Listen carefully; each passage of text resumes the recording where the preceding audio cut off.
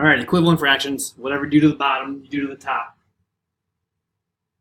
I have 4 over don't know is the same thing as 1/3. So I need to look at this 1 and say, what happened to it to turn into a 4? And then that 1 times 4 is 4.